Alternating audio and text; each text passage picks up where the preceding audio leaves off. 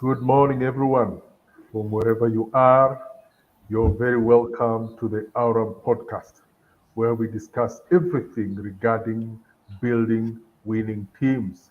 I'm your host. My name is Anthony Kuria, and I'm very glad that you could join with us. The Aurum podcast is hosted by Aurum Consultants, a human resource and risk advisory consultancy based here in Nairobi. And we are so glad that you could be able to join with us.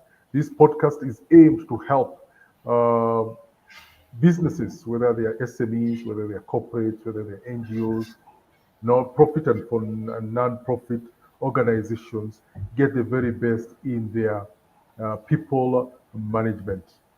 Now, with me, I have a quorum of ladies who are experts in their field, who are here to deconstruct uh, we're here to deconstruct everything regarding this topic that we'll discuss today.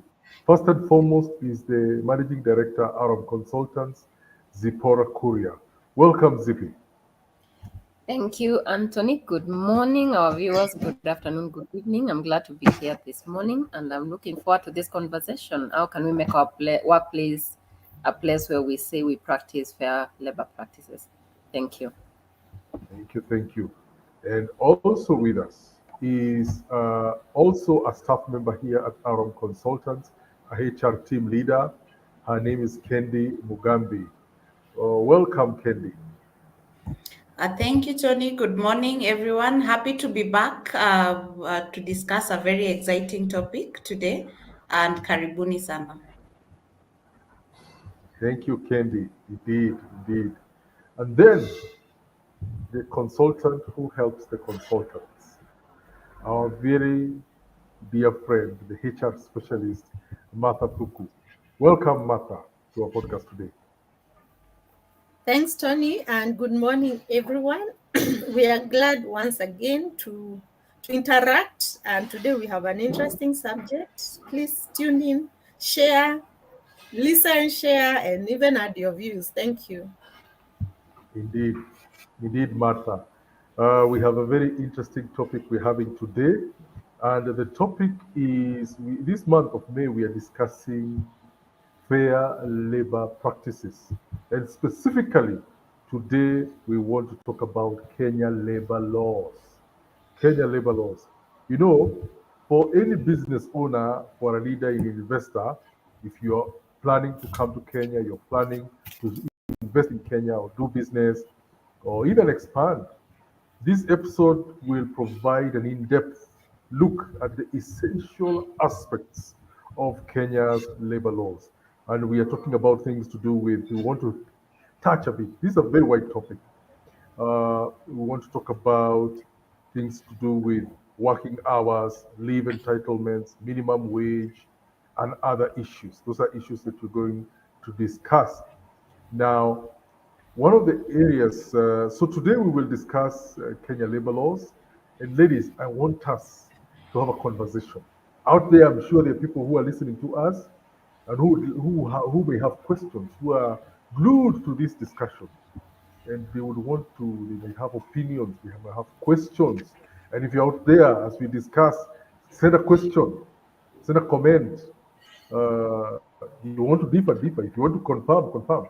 But kindly engage because we are live currently on Facebook. So let me start with you, Zippy, the lead consultant here at Aram Consultants. Let us begin by discussing issues to regarding or the overview of labor laws. Let me first leave it to you. I don't know whether you want to start discussing about working hours or leave entitlement or minimum wage. Kindly send us up with a conversation, set the conversation rolling. Thank you, Anthony. Allow me to give opening remarks, then we can pick up the conversation with the team. And when I'm thinking about fair labor practices, we have to put into consideration the welfare of the people we work with, because we are dealing with people. We are not dealing with machines. We are not dealing with robots.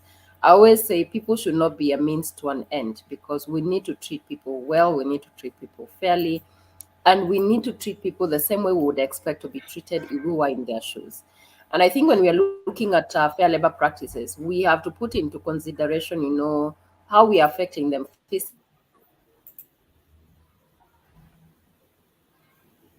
socially. They are talking about this thing about work-life balance, whether that is a conversation for another day, is a conversation we need to have. But is there anything like that? But again, how are we affecting the people we are working with or we have engaged to work for us?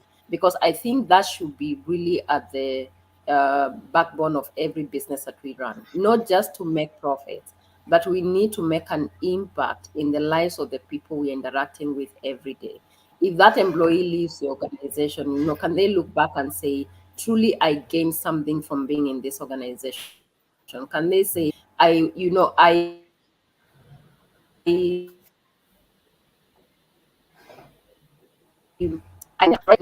issues, at the workplace, the practices we are having at the workplace, are they promoting, mental health? Or are we in a place where, our employees are, are stressed out and, we don't know what to do with it? And when we are looking at labor practices in Kenya, they are greatly guided by different laws. We have to look at the Constitution of Kenya. And again, most of us have not even taken time to really read what the Constitution of Kenya says. We've left it to the politicians to tell us. And I think it's important for us to understand what does the Constitution really say.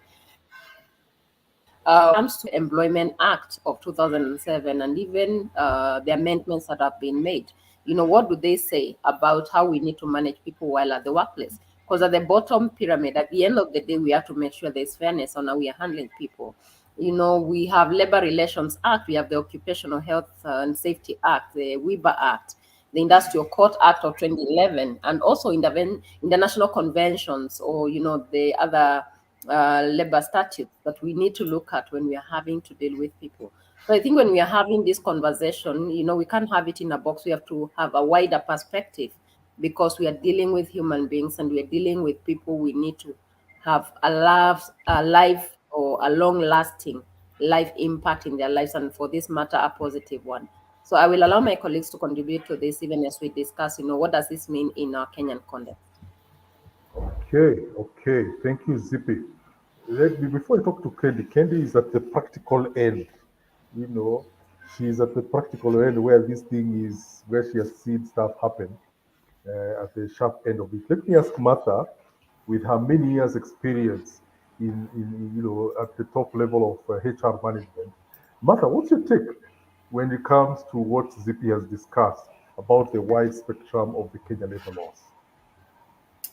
Thanks, Anthony. And once again, we are happy to discuss this because as we keep interacting, especially with small and medium-sized enterprises, we find that there's still a lot of education that people need to enter into this. And we want, first of all, to say that there is the labor laws in Kenya. It's important for everyone to know that they are in the internet. So it's not a hidden document. So don't be ignorant, because ignorance then is not an excuse. It will not help you should there be issues with the legislators based on your practices. And having said that, I would want to start by saying that labor laws in Kenya, and I'm thinking in every country in the world, every country has labor laws. And they provide a what is the word? Gosh, legislative Yes, framework. Is it that word? yes. That governs the relationship between employees, employers, and the rights, the rights of the employees, the liabilities of the employers, and even the liabilities of employees, and the obligations of the workers to their employer. So you will find that in relationships, even in like family relationships, for people like me who come from our family is big. there's a lot of disputes. And I think even in small families, there are disputes. And so, based on that, it is translated to every other relationship you have. Even at workplace, there will be disputes arising between employee, employer. There will be issues of health. There will be issues of welfare, benefits, working conditions, safeguarding. And out of all these issues, the government, there has to be rules to guard this, to safeguard these issues, because Yes. then if they are not given the guideline on how they should be operated, then the employers will be left to manage their employees the way they want. The employees will be left to work the way they want, and there will be a lot of issues and chaos. So where there is no law, there is chaos. So the labor laws help to kind of streamline this, and each and every employer is able to know their limits. The employees know their limits, because they regulate many things. Like in the labor laws, you'll find the Employment Act that regulates even the contract, the working conditions, all those things. You'll find there's a place for employee welfare, there's a place for health and safety. All those things are in the labor laws. And that's why I say these labor laws are in the internet. And it's good if you have, or you are planning to start an organization, you go through them so that you know what you are enlisting to. And those who have already started their own organizations, it's good to go there and read and know. But we are here as Oram consultants because we also have studied this for you, and we have practiced and worked with a lot of business enterprises, and we have guided them on various things that they were not able to interpret from the law.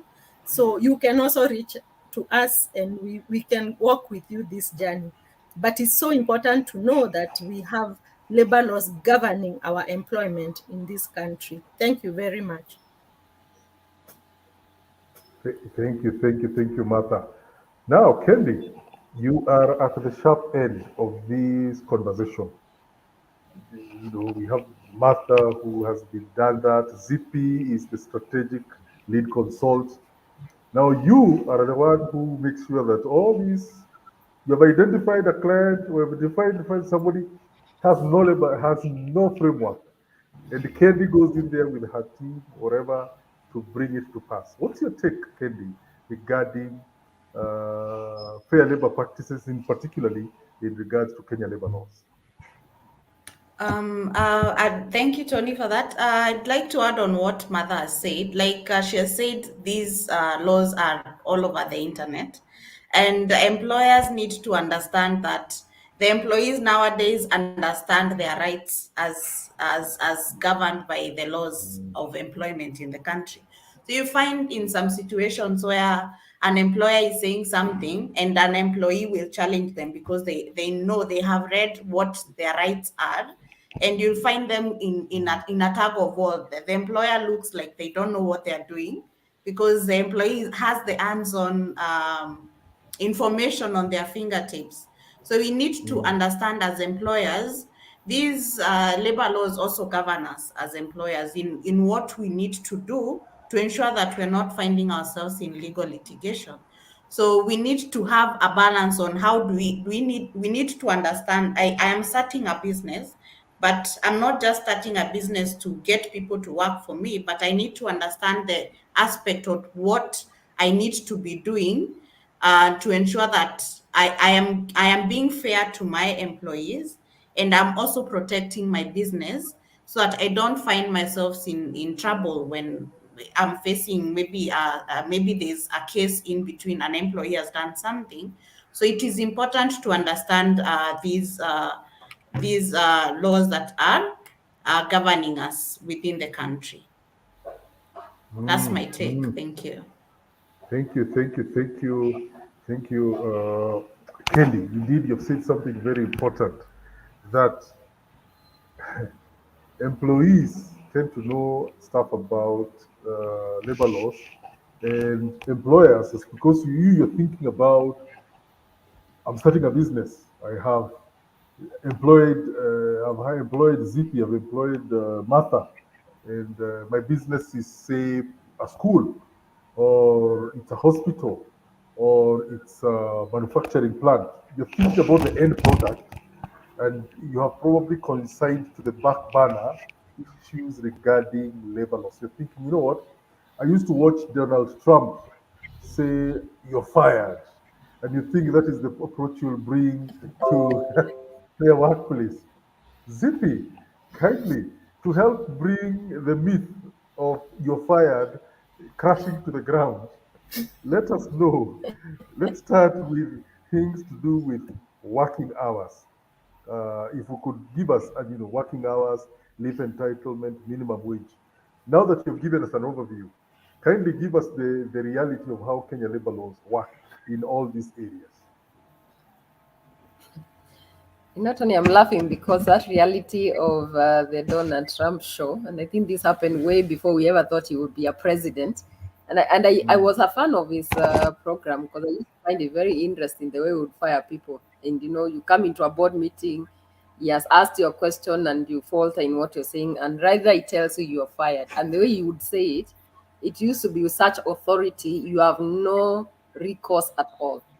Unfortunately, we have found ourselves, Mm. even as employers, in the same situation where we want to fire people like that. Someone has done a misdemeanor that is completely out of this world. It's a gross misconduct, and for sure this is an offense that you want to, terminate, and you go ahead and you say, you know what, you are fired. You tell them, you know what, just leave my premises and don't come back. Man, you just fire that person without following any due process, and guess what happens? They'll come back with a litigation, which will be very costly to you.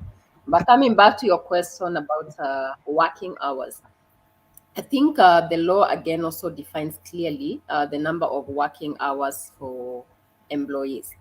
Now, this again depends on different industries. So you might find there are some industries that have a bit of longer working hours, others have a shorter working hours, but the minimum working hours is about 45 hours in a week. Sometimes they will stretch up to 52 hours depending on the industry you're in. Now, it's very critical for any employer to understand the law requires you to give the employee a contract. Now, when you look at what is expected to be in a contract, one of the things that you need to put in a contract is working hours.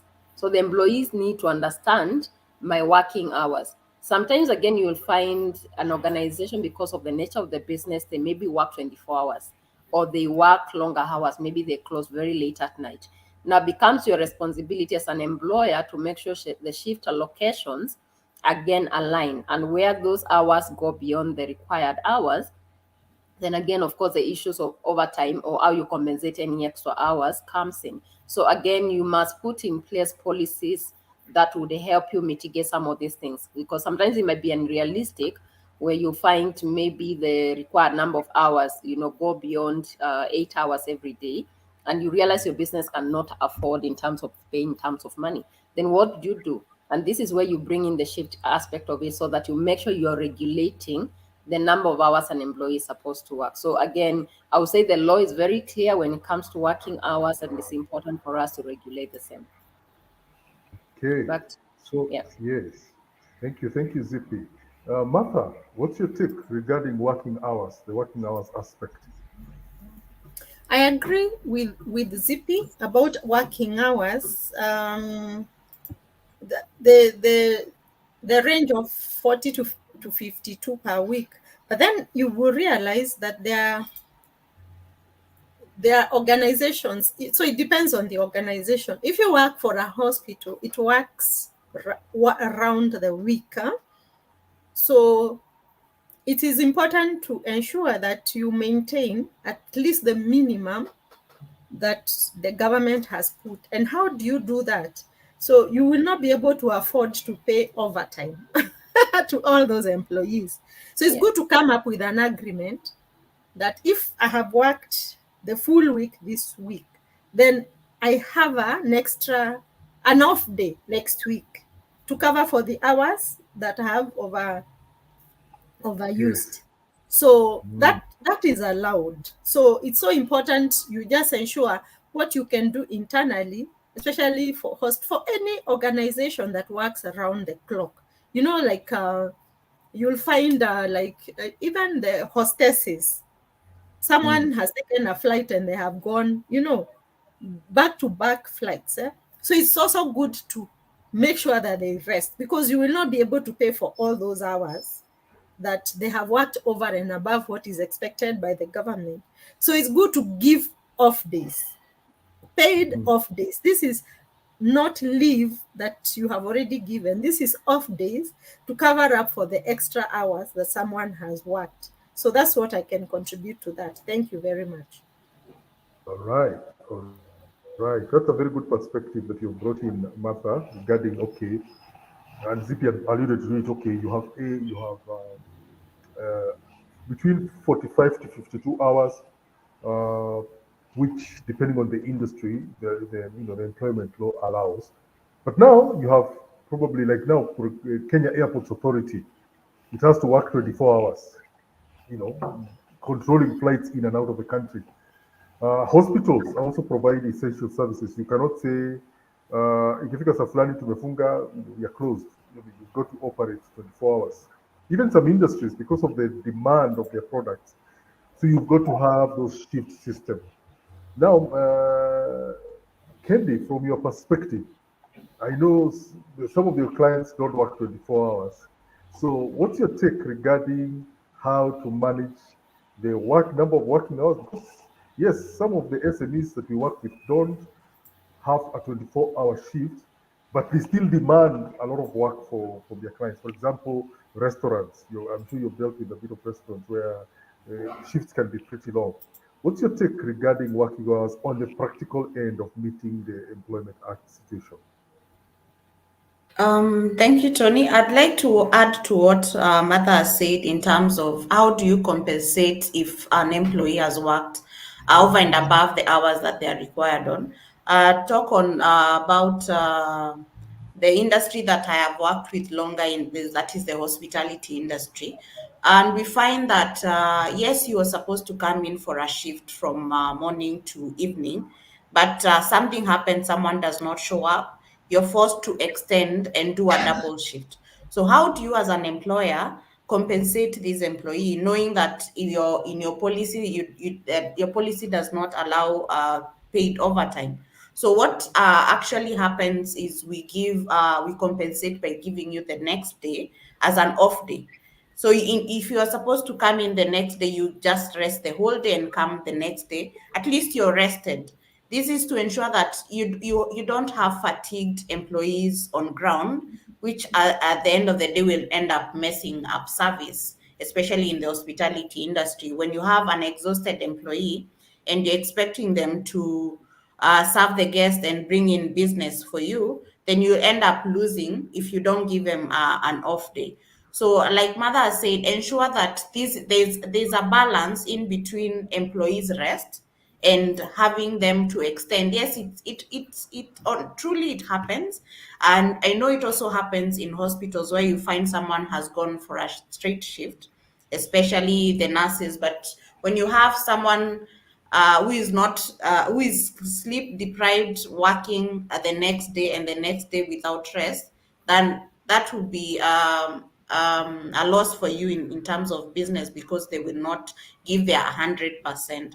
So we need to ensure that we manage employees' rest as much as we are managing their working hours. Yeah, thank you. And Indeed, Anthony, if you allow me indeed, to just indeed. add Thank on you. to Thank what Kenty has said, Yes. I'm just realizing we can't even talk about fair labor practices without training employees as well.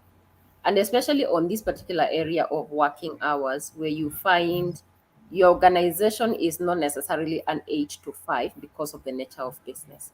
Now, a lot of times we make assumptions because this is the industry we are in, the employee should understand they'll probably end up working maybe late in the evening, or they will work extra hours. On the other side, the employee, and deal with millennials or the generation Z, or another one I've had called uh, it's a funny name, between the millennials and the Fast and generation. Furious. No, it's not Fast and Furious. It's I'll give you the name before the podcast is over. But if you're dealing with these people, they come with the mindset of, I want to be here for 5 hours and I'm gone, and I should be able to accomplish what I'm doing. Yet the job demands them to be there probably late hours. So one of the key things that we must really embrace is to make sure, number one, we have documented policies that are very clear to the employees, and not just documenting, but we need to train them. They need to understand this is how we work. This is a culture of the business. Right at the entry. Don't wait for the employee to come. They've been there for a month and they're starting to get into trouble. Then, as an HR or as a director, you start telling them, in this organization, we work long hours here. You need to make sure at the entry point, the employee is very clear about the culture, the working hours, the expectation, and how all this is dealt with. The other thing, and again, I've seen this a lot of employers getting caught into this, is where these hours are not documented. So you find a scenario, we don't document the time people came in or the time people left. And what starts to happen along the way is when an employee says, I'm putting in many hours. And as an employer, you have nothing to peg that, on. So very important also to find a way of how do we document the working hours. And when you get labor audits, these are things they will ask you for. They'll ask you for attendance and all these kind of things. And you need to make sure you have this information documented. HR has moved from being, a manual kind of a department. We've moved to automation. So again, how do you automate to make sure time and attendance is recorded? Off days and leave days are documented. I remember a situation where we had to deal with a legal case where an employee was actually retiring. And they came back and challenged, and this employee used to actually live within the organization. So during their off days, they would hang around the organization. So they will be off, but they are not working, but they are within the facility. Okay. During holidays as well, and during their leave days. And what happened is because there was no documentation kept, when it came to the time for retirement, they actually came and said, I have never, for the 15 years I've worked here, I've never gone for my off day. I have never gone for the holidays. I have never gone for leave day. And let me tell you, it was an uphill task trying to bring, the conversation to perspective, because we all knew this guy has taken their offs, they have taken their holidays, they have gone for their leave. But the catch-22 is we have no documentation as an employer. So again, documentation becomes very key, because I think this is one of the biggest risk areas for employers. So, and Mother keeps on talking about this. When you end up in court, what will save you is documentation. So again, documenting the working hours is also very critical, and it would remove a lot of disagreement or a lot of feeling from the employer. This person is not inputting enough hours, or maybe the employee is feeling I'm putting too many hours, and you remove that kind of a barrier. I remember a situation where, the employee used to complain, people here are not even hitting 180 hours. And it was a constant complaint until we started tracking. And we realized actually people are putting in 200 hours, Yeah, the employer on the other side was actually feeling strongly people are not putting in enough hours. Why? Because there was flexi hours. Someone will come in at 9, but this person will be in the office until 7 p.m. So guess what has happened? Actually, this person did not just work 8 hours, they added extra hours. So I think documenting the same also becomes very important to just safeguard the interests of the employee and the employer. And Zippy, maybe before Tony Indeed. comes in, I Yes. can add to that. And I would say that the thing about legalizing things is because of just putting rules to perspective. And of course, there are a number of notorious people who work as per the book. But my take on everything as per employment is concerned is relationship.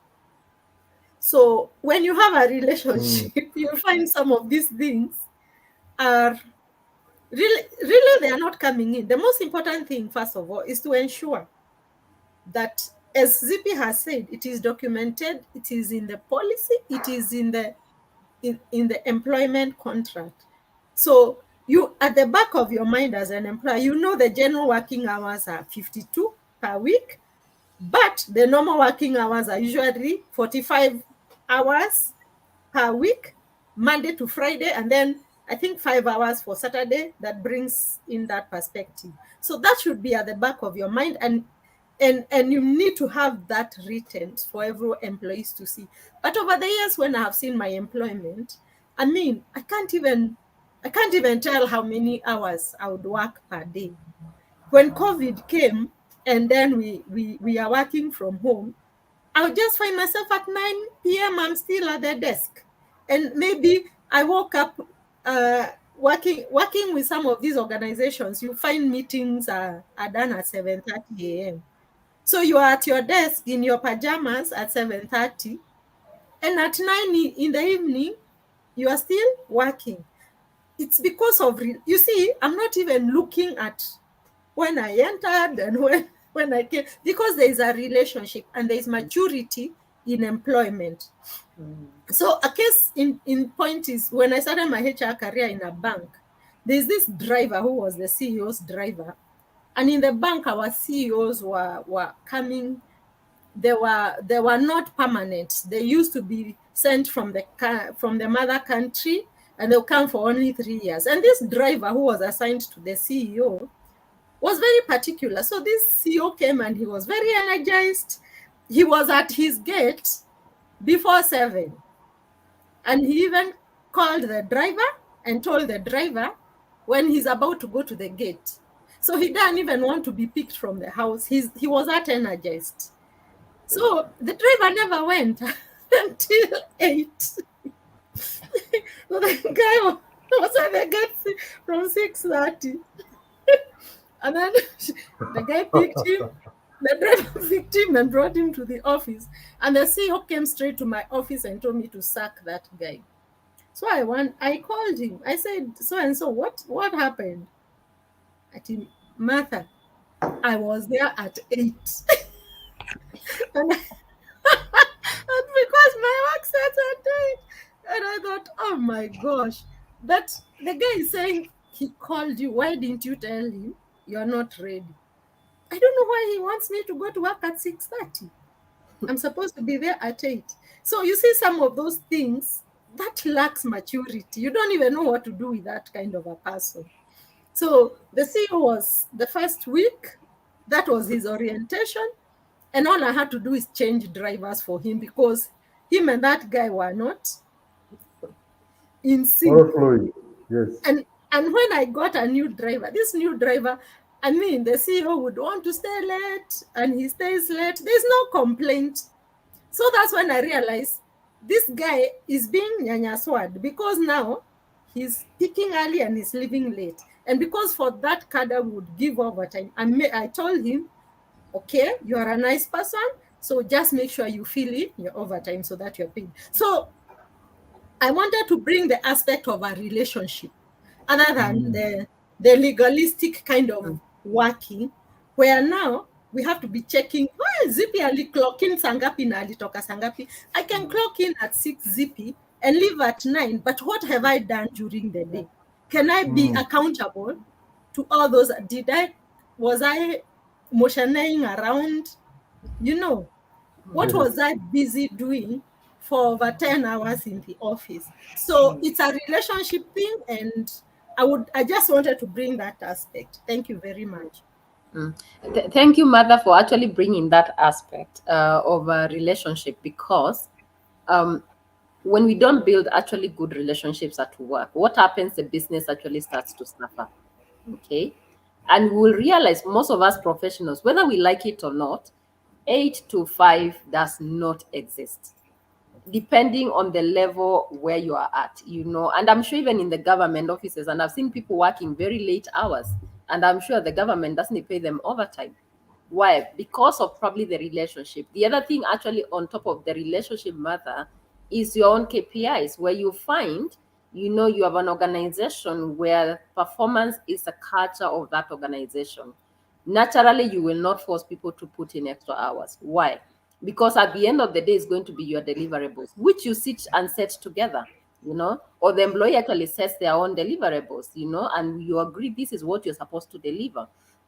And you start realizing, because I have to deliver these KPIs, if I don't actually input extra time, chances are I will go for my evaluation and I will not have performed. And what happens? I might end up losing my job just because of non-performance. So sometimes you'll actually find, because of the nature of your job, No one will even ask you, please put in extra hours. The work actually will actually push you to doing that.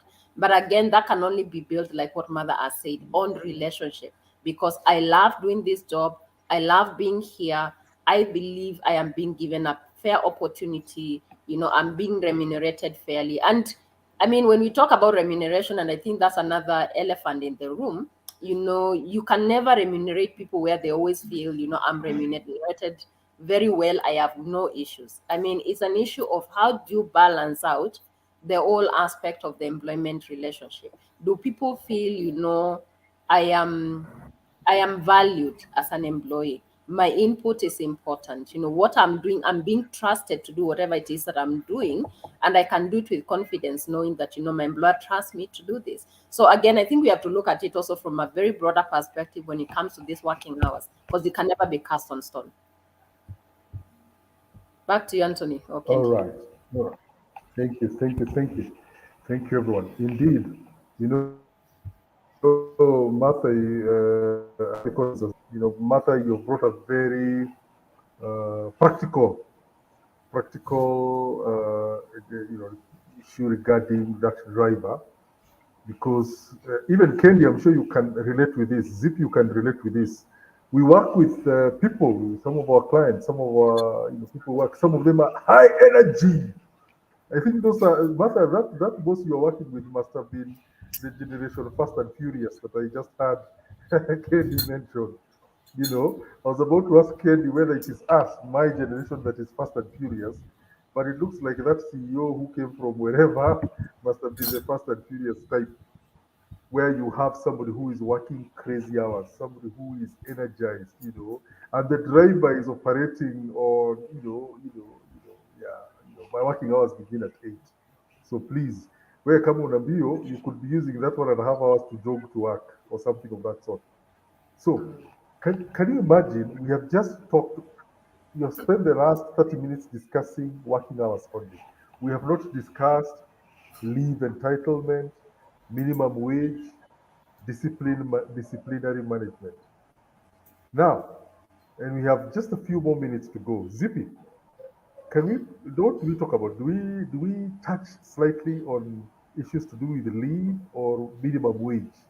Kindly spend a few minutes, decide which one, and let our give the privilege to our viewers and listeners on the same.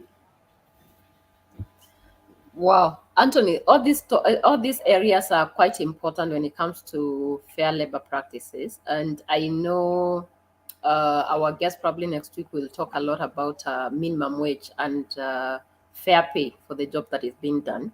But let me just Mm, touch briefly on leave, because employees are entitled to rest, and again, the law mm, is also very clear. And I think it's Ken Lewis who talked about this. When an employee has worked, straight shifts for long hours and they don't even get time to rest, which is actually an off day, what happens? That employee gets fatigued. What happens is starts affecting them physically and even mentally and emotionally. So that employee will not be able to give you maximum output. They will not be able to give you the best they are able to give you. So it's important for us to understand the law allows an employee to actually take 21, at least a minimum. Because remember, the law gives us a minimum. So the law does not tell us the maximum. So as an employer, you can decide to give your employees 30 days if you can afford that as a business. But the law allows a minimum of 21 leave days. So the question becomes, how do you ensure that your people take leave to go and rest? And how often can they take this leave? Again, also a caution to employers not to accrue liability when it comes to leave.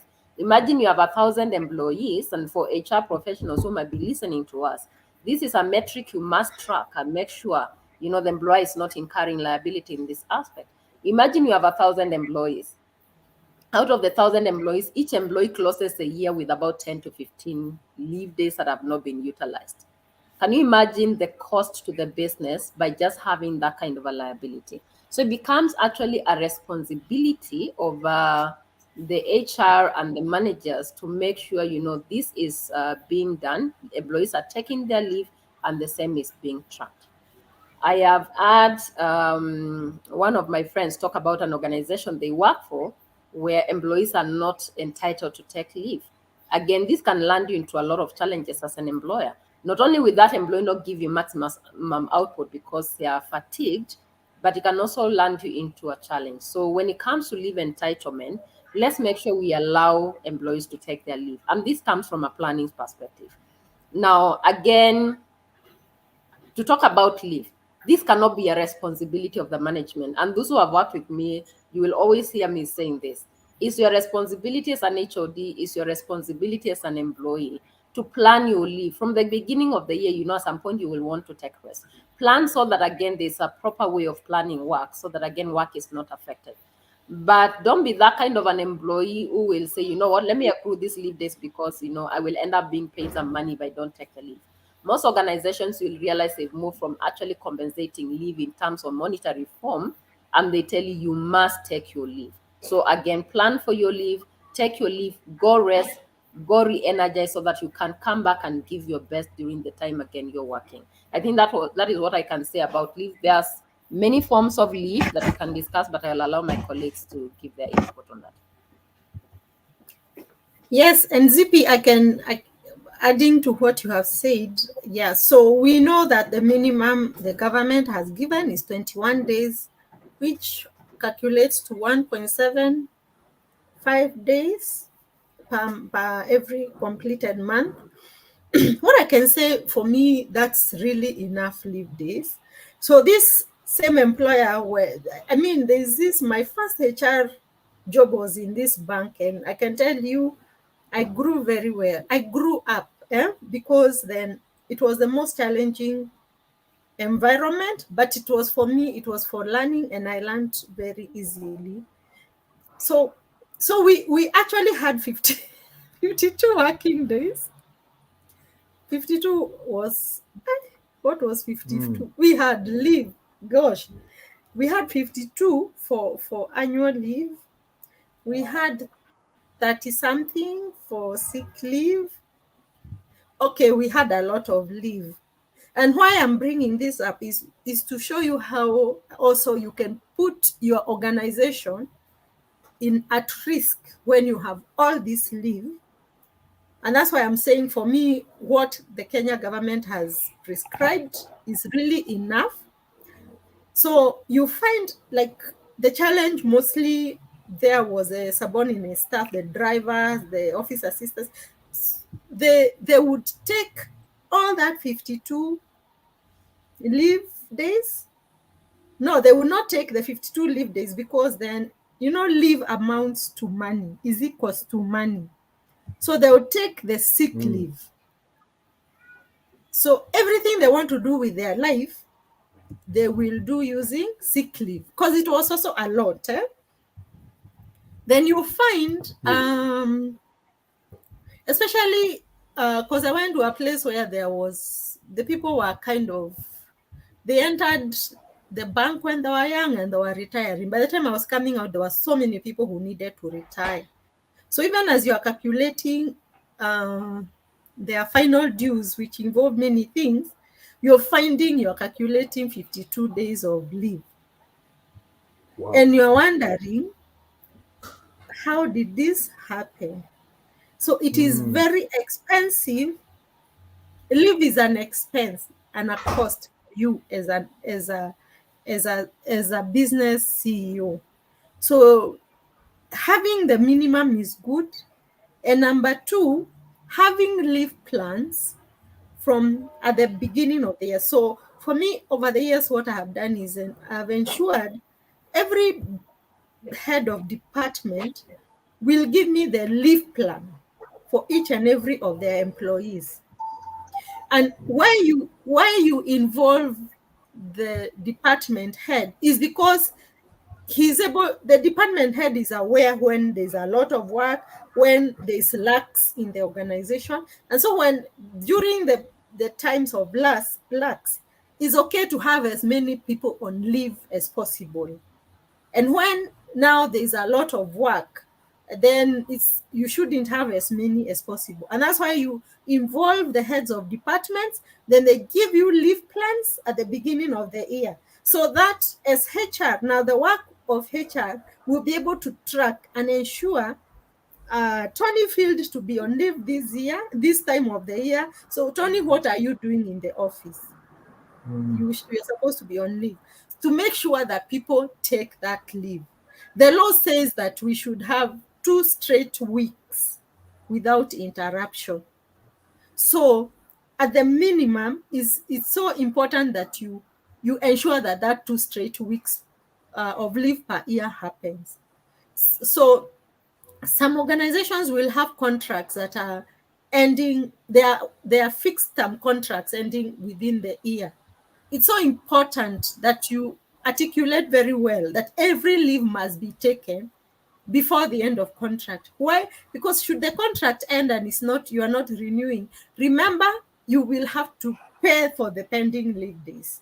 So it's so important that you have someone managing that leave and ensure at the end of the contract you're only paying leave for the people who could not have exhausted their leave. So, and that's why once more we keep saying you need a HR person in your organization, and if you cannot afford, you can have a one-time HR consultant like Oram, and that's why when we come in and help you with these issues, that's what I wanted to add. Thank you. indeed, indeed. Candy, what's your take regarding this issue of leave? Thank you, Tony. I'd like to add to what Mother has said in terms of planning for your employees' leave. The question you get when you're discussing the issue of leave with employees is there's workload, I cannot proceed on leave. Or the employee feels that when I proceed for my leave, when I come back on the first few days, I will still be exhausted. It will be like I never went for leave because the work that is on my desk is a lot because I have been away. So you need to plan for as you work with your heads of department to plan for who takes over when this employee goes for the 2 weeks uninterrupted, so that they don't find pending work on their desk. So how do you get someone who is going to relieve them while they are away? Are they qualified to be able to take up their job, so that the employee comes back and starts from where this other person has found has left? Because that's the tug of war between now the employee wants to go on leave, but they're afraid to go and come back and find their work pending. So you need to have a clear plan from the beginning of the year, or have someone who is going to be a reliever for this employee when they proceed on leave, so that you don't have exhausted employees working all year long without a break, because that's what actually is happening on with our employees, especially with organizations where you find this is a very key person in the organization. So you need Uh, also to plan for the key persons in the organization. I don't know if you're getting me, Tony. I lost you somewhere. There was something you were saying somewhere in the middle. There's something there's like a portion you said that I didn't quite get. Your internet went a bit blank. All right. I was talking about planning in terms of the person who is supposed to relieve your employees when they proceed on their leave. Especially you find when now these employees are key, they find it difficult to proceed on leave. When they want to proceed on leave, something happens, they were putting on hold. So how do you ensure that this is not the only person who can do the job, and there's someone who Mm, can cover up for them when they proceed on leave, so that they get to take the 2 weeks, like Mother has said, uninterrupted leave, for them to mm, also re-energize and come back with a fresh mind ready to tackle what is happening within the business. yes, That was my take on in terms of leave. So we need to plan as employers in line with yes, now the heads that we have put in place, to ensure yes. that there's enough cover when an Mm. employee proceeds on leave. Yeah. Very true, very true, very true. Very well said, Candy. That is the practical aspect that I wanted to hear when it comes to now things regarding leave and all. There's some comments that have come in. I will highlight Irene Gige. Zippy, probably you can answer this for us. She's asking, what advice would you give to an employer who disregards the Employment Act and fails to follow due process when handling disciplinary issues. Our time is really gone, but Zippy, probably you can give within 30 seconds, 1 minute. I don't know how long you can be able to do that. How quickly you can be able to do that. Kindly answer that for us. Let me say this to employers: the law is there to protect you. But a lot of times when we don't follow the law, we are left out thinking the law protects the employee. Of course, the law protects the employee, but the law protects you as an employer if you follow the law and the guidelines given in the law. Remember, in this relationship, the employee is the weaker vessel. Now, in a situation where an employer disregards, the wisdom of an HR, I always advise HR managers, please make sure you put things in writing. Because what happens when there's a litigation or things go wrong, you end up actually on the other side of blame game. You end up on the other side of being blamed. You either did not advise or you did not take the necessary action. So it's important when the employer has disregarded, advice, for you to put it in writing and say, this is my position as a professional. However, this is what you have advised, so that it doesn't become your responsibility. They take full responsibility of not following what the law prescribes. But I think as we have this conversation about fair labor practices, even when it comes to termination, and I would want us to cover this conversation as we go along, how do you ensure there's fairness? How do you ensure, yes, this person has stolen, they are thief, for lack of a better way of calling them. But does that mean that is the end of their life or the end of their career? Yes, they need to exit the organization, but how do they exit? Will they exit in a way that they will go back and reform, or will they exit in a way that it completely messes up their lives? So I think we need to be aware and just cognizant of the law, because ignorance of law is no defense. And when you are caught up not following the given guidelines, then you have to pay the price for it, which can be very expensive. Indeed. And if I was Irene, right now, when we were growing and when we started working, we didn't really understand issues on labor law. So employers really used to mismanage people, and Yeah. they didn't think we have a recourse. But right now, Irene, people are so empowered. So that's why I'm saying, if I were you, I would just write the in an email to the employer who is disregarding for this issue. As Zippy has said, this is the process that we need to follow to get this person out. Put it in writing as per speculation in labor laws, and have it in record. Because I can tell you, one of those employees, because now employees are empowered, one of them will just shout out. And when they shout out, you don't want to be found there, and the employer is thinking, oh, we have a HR who did not, they come back and say HR did not advise. Yeah. So, Yeah. Yeah. so it's Yeah. important to have it in writing. You have the email that is saying even the time that you gave that advice. Thank you. I know our time is gone, but Martha allowed me to say this, and I want to say this to HR professionals and anyone managing people, because this blame game, let me tell you, even when you are the best of professionals, when you do not document and you don't advise properly and in writing, I always say conversation one-to-one is not enough, because when things go completely wrong, the tables turn. And remember, when the tables turn, you become the one who is on the receiving end. Always put things in writing for your own defense as a profession, and also to make sure you are holding also executives accountable. I have gone through this so many times, and Kendi will also tell you that. And sometimes Kendi will call me and tell me, this is the situation. And I tell her, put it in writing. We've had situations, we are consultants, where the client disregards wisdom and advice. And we have said, okay, this is our position as professionals. This is what the law says. This is our advice. If you take this direction, these are the consequences. And be clear that we will not take responsibility if you take this direction. And the times we have put that position in writing, guess what happens? They will come back and say, okay, let's just follow your route. Because why? Because they are realizing we are not leaving any gray areas for blame games at the end of it when things go wrong. So as a nature professional, please learn to put things in writing, and I think that will be very helpful for you. Good, good, indeed.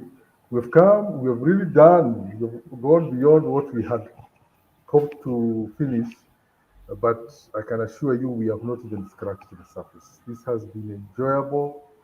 This has been good. The panelists, you can tell they want to continue, but unfortunately, our time is really gone. Thank you, Irene, for that comment, and for any other comments that you may have. Kindly post them in the comment section. We will always try and see how we can discuss the same with you. Now, next week, we'll have a fast for something that we're doing for the first time in this postcard. We'll be having a live webinar. We'll be having a webinar which you will need to subscribe to in order to be able to watch through. And we are very excited that we will be having a special guest. Her name is Mary Thuo, an award winner, a voice for the voiceless, and a catalyst for change, a champion, advocate, and lobby for decent work, decent pay, economic growth, and human rights for those at the bottom of the pillar. So Mary Thu will be here with us next week. As you've heard, she's an award winner when it comes to issues regarding workers' rights, and we will be discussing uh, fair labor practices. We'll be discussing with her together with Zippy, and Martha will also be panelists, and we will be discussing this issue of fair labor practices. As Zippy has just concluded saying, as Martha even Kendi has said, labor practices are there to safeguard you as an employer.